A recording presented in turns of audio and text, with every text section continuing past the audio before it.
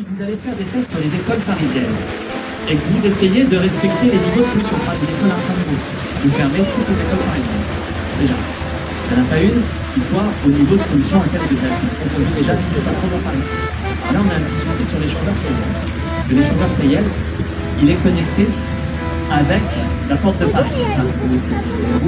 La route de la Révolte vous amène à la porte de Paris. La porte de Paris, elle est encore plus désavantagée que l'échangeur Playel. Alors qu'est-ce qu'on fait? On ferme plein de voies sur la porte de Paris et on crée une nouvelle voie de descente qui arrive, pour les gens qui ont la Stade de France, qui arrive sur le carrefour Playel, et une nouvelle voie d'entrée. C'est la voie d'entrée qui est protection. Alors qu'est-ce qu'on a fait? Ils ont négocié et ils font une protection qui ne sera pas suffisante, notamment de verre, pour essayer d'éviter les pollutions visuelles, c'est clair, la pollution sonore aussi, mais la pollution d'une école qui est située juste en dessous de la 86. Il faut pas que ça va changer de parler parce que jusqu'à ce qu'on soit tous à la voiture d'entrée, cette école, elle sera au-dessus de toutes les normes possibles en matière de pollution. Et c'était déjà le cas il y a 20 ans. Moi, quand j'entends les gens s'énerver aujourd'hui, je fais c'est marrant, il y a 20 ans, on ne ralliait pas du tout pour remettre à cette école. Donc la réalité, c'est que malheureusement, elle est située à un endroit, elle sera toujours dans la 86, quoi qu'on fasse. Allez, la voilà notre...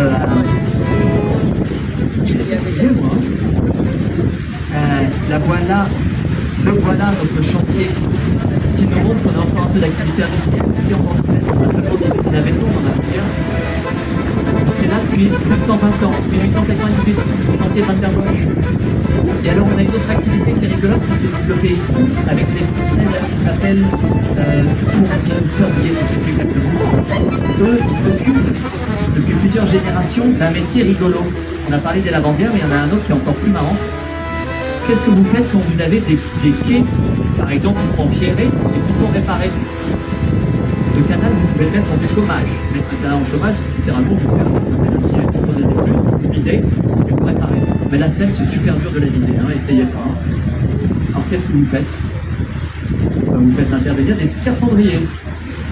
Eh oui. Donc ici, on a une vieille entreprise de scaphandriers qui travaille. Ils sont là pour réparer des bateaux si vous les sentez pas, sèches. Voilà. Des quais, des choses comme ça. Mais c'est marrant ça. Là, je vais montrer ça aux jeunes parce que les jeunes, peut-être qu'ils vont découvrir une vocation. Alors ici, c'est Villeneuve la Garenne. Vous voulez pas devenir scaphandrier, les enfants? Vous respirez sous l'eau. Soit avec des bouteilles, soit avec un surveillant. Non. Parce qu'ici, on a une entreprise de scaphandrier. Les filles, elles sont pas convaincues? Vous avez pas envie, hein?